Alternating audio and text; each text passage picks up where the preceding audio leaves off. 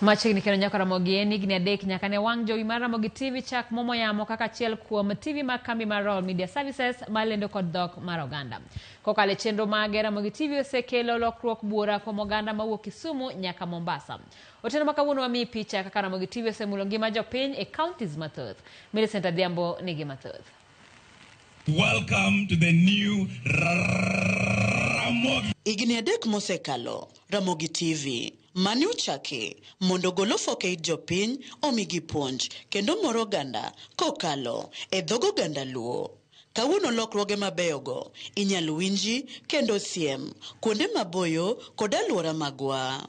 E kaunti ma Kisumu, chenro mag ojende kaka thum dag mor, kanyakla kod ngoma owake osebedo kar mula ne ojende kendo chiero kido kaachiel kod tim ka gifwenyo godo kit thumbe Luo ka gisumore paro kendo chamo nyadhi mar kit oganda. Ramogi e television maber mapuonjo oganda Luowa nyaka nodonji waneno dongruok mage nikech kata sani shida mar pi matimo kamoro amora kani yudo ka gikava e piyo piyo to chopo to jotendwa yudo to choponwa kaka piyo. Koro Ramogi TV nitiere nyaka puonj mage mabeyo mosebedo kamora kaka penj laktar, puonj mag mbak ndalo, mar thum miluongo ni kama nene gere ka. Koro ka gigi kaka wan youth wa mor kodgi. Ramogi TV anyalo wacho nosebedo odwa chakre higni adek mokalo. Kendo en TV marwa mamiyowa puonj, puonjowa weche siasa, kidoka weche somo, nyaka kipindi moro karo ka nitie ng'e gwengewa. Muomo piny gi gode. Idhi Mombasa, idhi Nairobi, idhi kure. Kisumu to koro ogoe tach. Kendo chenro mar Ramogi TV nigo gin chenro mong'ith mag puonj. Aneno penj laktar miyo asepuonjora gik mang'eny, penjo mar laktar miyo asepuonjora gik mang'eny kanyo, kaka ngima nyalo bedo, gi kaka inyalo thiedhi. Asepuonjora mang'eny nyaka ne gikel kipindi no. Rogo mag nyithindo bende mora nikech opuonjo na nyithindo. Nyithindo ng'iyo taneno ka nyithindo winjo gik mang'eny ahinya. Koro amor gi Ramogi mang'eny. E kaunti ma Homa Bay, Ramogi TV osebedo gir tich makelo puonj kendo jiwo tiegruok makare katiyo kod dholuo mar miyo weche mopondo yudore mayot kendo minyal pim e kind oganda monywando nyaka jogo ma ikgi oniang' ma dhok mamoko nyalo gwenyo. Gikelo ga jolony e studio mapuonjo weche mag pur kendo goala. Miyo mijinga ahinya, miyo kata miyo kata mana jodongo ma ok winji dhok mamoko winjo gi dholuo kabisa. Omiyo wa freedom, joma ne ok nyal winjo Kisungu, ok nyal understand gik moko. Sani keto Ramogi TV neno news maber kabisa, ielewa. Amor gi Ramogi TV nyaka koro chakre higa adek. Weche mag Nyasaye kar kogwen awinjo ga mor ahinya mang'eny kendo puonjo na nyithinde pacho ka winje kendo anene live kaachiel koda agriculture kaka maendeleo nyalo dhi kaka wago ohala kaka kidwa gori piny Ramogi TV mjiwi. Mombasa County, Ramogi TV oseloso anyuola mag oganda Luo modak Mombasa obedo kod yot mar tudruok ahinya to man mabor kod dala. Gilero ni Ramogi miyo giyudo mor mag kido kod timbe Luo chopo negi mana e dhot e tiendgi kar bedo. Achiel umiyo waneno piny Luo ka gima en mane lwetwa e dhot ka wabedo. Nikech aneno gima timore Kisumu, aneno gima timore dala wa Homa Bay, to hambe kaka wuoni koro joka bende nena nikech dhok Kiswahili otek to kama ng'odho Luo kama Nyasaye mad gwedhi jo Royal Media. Aya gimoro tinde gikele TV ka ning'e gwengewa. Ng'e gwengewa ne nyako makele cha en Kisumu no kende modake modwele. Odagi wuotho entire Nyanza. Kisumu gi kanye mo wuothe.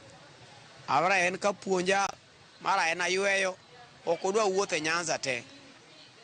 Koro kang'e ni gini kata un binya miu thuolo nikech kata e pinje mag jo Mombasa gi benitie kuonde mane joluo bolale e ramisi gi.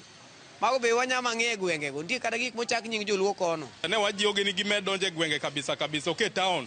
Ng'eni gik mang'eny be timore e gwenge. Koro wakwagi ni gidonje gwenge wa makaluo. Ndeche nderni madonje kor gwenge ma richo. Koro ng'eni ka gi expose gi oko to ji mang'eny ng'eyo kata sirikal ng'eyo to nyalo konyowa. E kaunti ma Migori, wang' jowi mar Ramogi osemiyo lwasi mar ohala kod keto mwandu ogoyo okang' kaluwore kod maling'ling' mifuono kod Ramogi e chenrogi, gino makoro kelonegi yot e geng'o achiedh nade madegibed godo.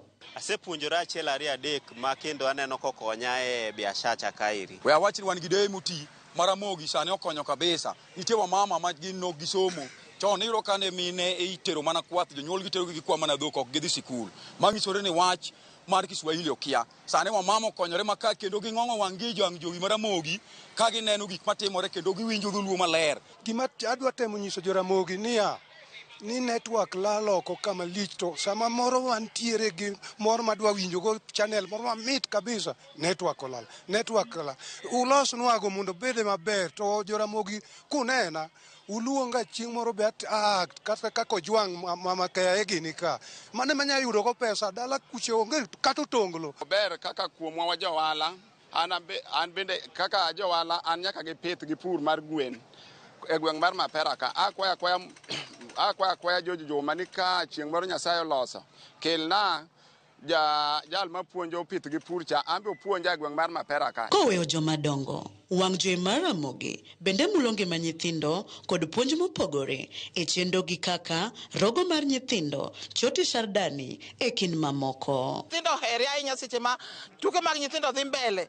Nyithindo ok nyal kata timo gimoro amora, nyithindo dhi e Ramogi, gidhi neno tuke matimore e Ramogi. Omiyo an amor gi Ramogi, omiyo akwayo jo Ramogi ni mondo gidonje ya ero mondo gikelnwa gigo eko mondo wan bende wane wang' gi wang' mondo wabedie TV go eko. Ramogi TV yango nyasi margi mar higni 3 e yamo, joneno duto e Kenya onyiso mor margi ne thuolo magiyudo mayango kido kod tim ka ikeyo negi weche e dhoudi kendo lombogi ka gidhi nyime.